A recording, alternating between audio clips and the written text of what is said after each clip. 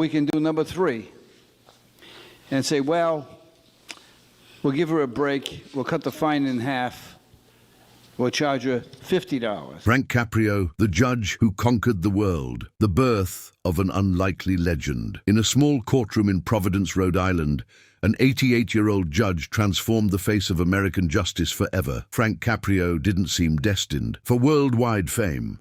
He was just a municipal judge dealing with traffic tickets and minor infractions.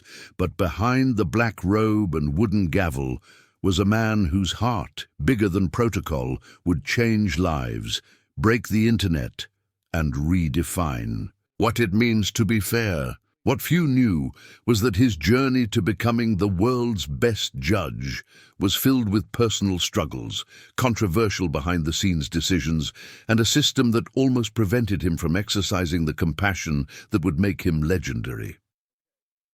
Frank Caprio's story began long before viral videos and international fame. Born in 1936, the son of Italian immigrants, he grew up understanding life's hardships and the value of second chances. His family arrived in America with little more than hope and determination, values that Frank would carry with him to the courthouse bench. The hidden conflict with the system, what the public never saw in the Court in Providence videos, was the constant battle Frank Caprio waged against a rigid and impersonal judicial system.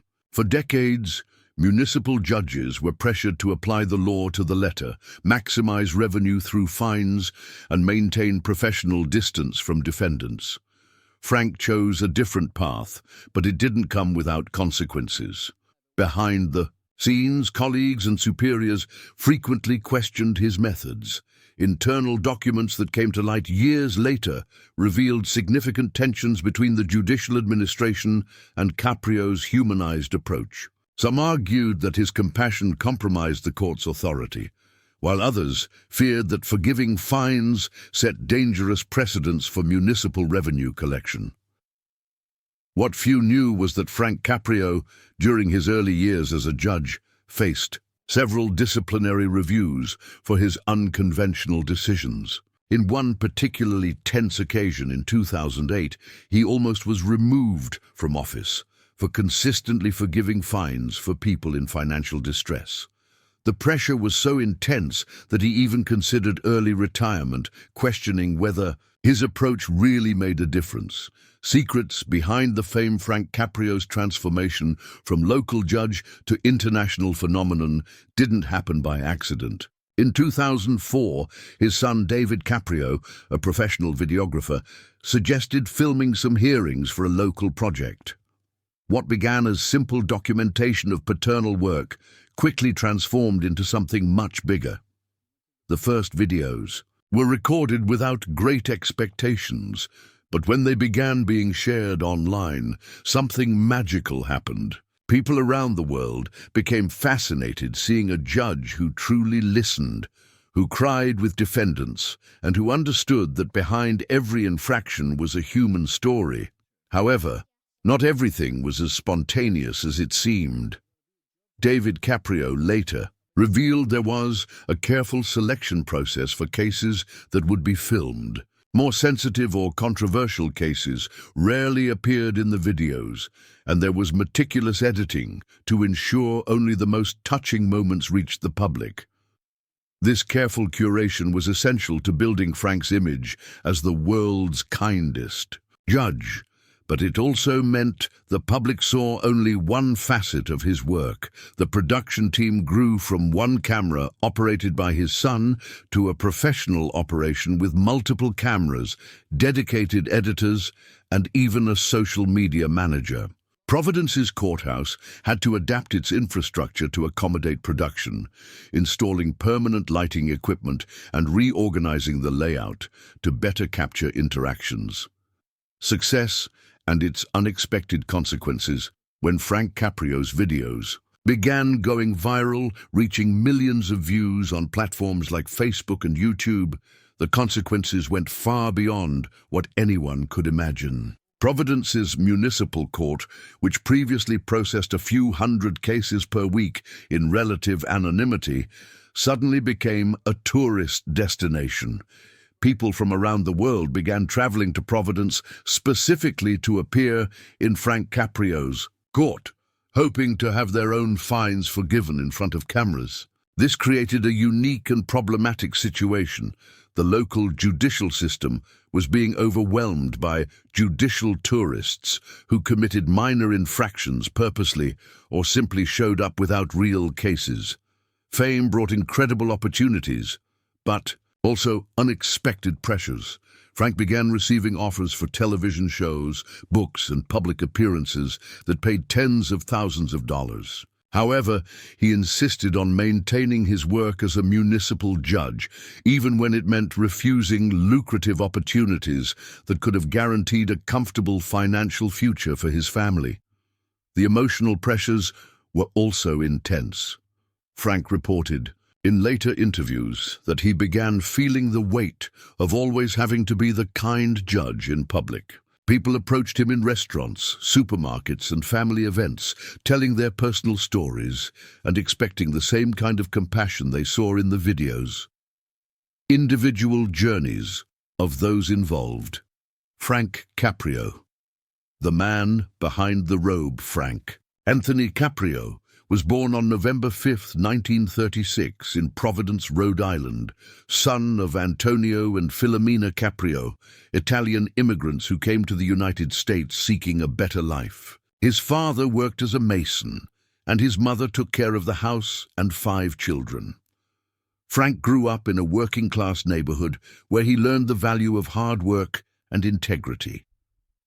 After serving in the United States Air Force, Frank used the GI Bill to attend the University of Rhode Island and later Suffolk University Law School. He was admitted to the bar in 1965 and began practicing law in Providence, specializing in family law and personal injury cases. In 1985, at 49 years old, Frank was appointed municipal judge of Providence, a position that was normally seen as a stepping stone to higher judicial positions. However, Frank found his purpose in this court, dealing with traffic infractions, minor crimes, and issues that directly affected the daily lives of ordinary people. What made Frank unique wasn't just his compassion, but his ability to balance justice with humanity. He developed an informal system where he personally investigated defendants' backgrounds, often calling employers, schools, or charitable organizations to verify the stories he heard in court. Frank married Joyce Pelosi in 1965, and together they had 5 children: Frank Jr., David, Marissa, Paul, and John. Each followed different careers, but all were influenced by their father's work ethic and compassion. David, in particular, played a crucial role in documenting his father's work, eventually creating the Court in Providence phenomenon. David Caprio, the visionary. Behind the cameras. David Caprio, trained in video production, initially worked on commercial projects and local documentaries. His decision to film his father's hearings was partially motivated by the desire to preserve the touching stories he regularly heard in family conversations. David realized there was something special about his father's approach that deserved to be shared with a larger audience. He began filming discreetly, editing videos in his spare time and posting them on a Facebook page he created specifically for the project. The transformation from family hobby to global phenomenon brought unique challenges for David. He had to navigate privacy issues, defendant consent, and the ethical implications of monetizing vulnerable moments in people's lives. David established strict protocols, always obtaining permission before filming and offering people the option to have their videos removed if they changed their minds later. Joyce Caprio. The silent force, Joyce Caprio, Frank's wife for over 50 years, rarely appeared in the videos, but was a constant and stabilizing presence in the judge's life. She frequently accompanied Frank to public events that resulted from his fame and was known for her grace and hospitality.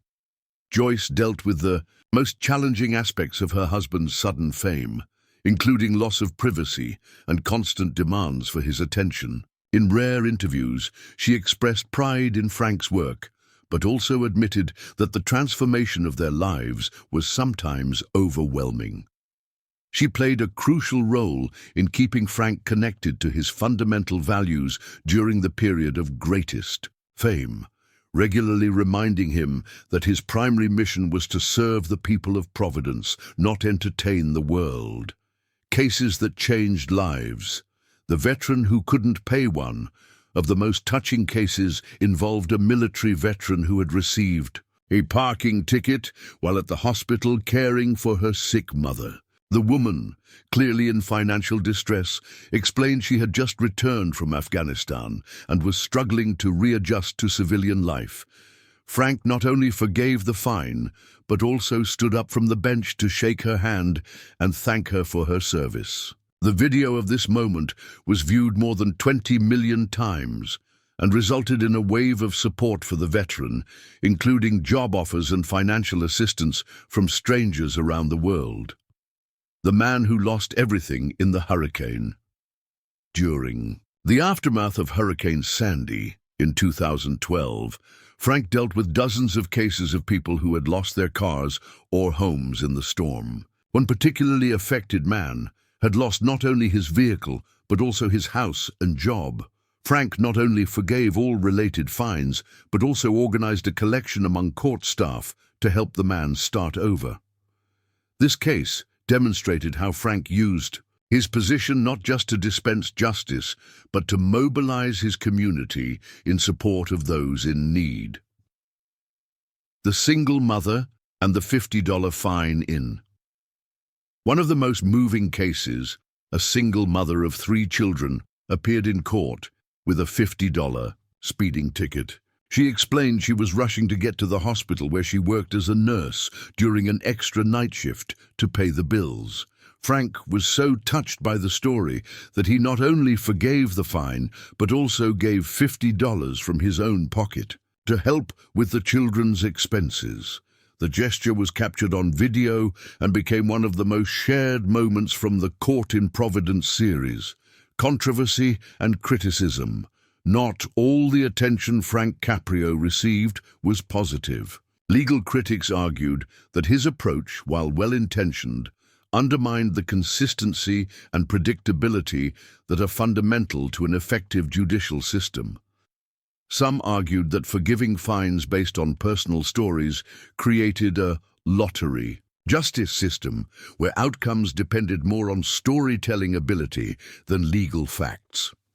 In 2016, the Rhode Island Judges Association issued a controversial statement suggesting that Caprio's approach, while popular, might be violating principles of judicial impartiality. The statement caused a storm of controversy, with Frank's defenders arguing that true justice should include compassion and context. The issue became even more complicated when data revealed that Providence's court was collecting significantly less in fines than other similar municipal courts. This led to questions about financial sustainability and whether Frank's approach was inadvertently harming municipal services that depended on fine revenue. Frank responded to criticism by arguing that the true measure of a judicial system's success shouldn't be revenue collected, but lives changed and justice truly served. He defended his approach by saying each case was unique and deserved individual consideration, regardless of precedent or protocol. Retirement and lasting. Legacy. In 2022, at 86 years old, Frank Caprio announced his retirement from Providence's municipal court. The decision came after decades of service and at the height of his international fame, surprising many who expected him to continue indefinitely. In his retirement statement, Frank explained he felt he had fulfilled his mission of showing the world that justice could be both firm and compassionate. He expressed gratitude for the opportunity to serve his community and for the unexpected platform that allowed him to inspire people around the world. The transition was carefully planned, with Frank working to train his successor in the values and approaches that made his court special. He also established a foundation dedicated to promoting judicial reform and training judges in more humanized approaches to justice. Frank's final years were dedicated to speaking, writing, and advocating for judicial system reform. He traveled the country speaking at law schools and judicial conferences, arguing that the American legal system could benefit from more compassion and less rigidity. Global impact and lessons learned. Court in Providence was translated into dozens of languages and inspired similar programs in countries around the world. In Italy, Frank's ancestral homeland, a court in Naples, adopted aspects of his approach, creating a similar program focused on family cases. In Brazil, judges began using Frank's videos as training material, studying how to balance judicial authority with human empathy.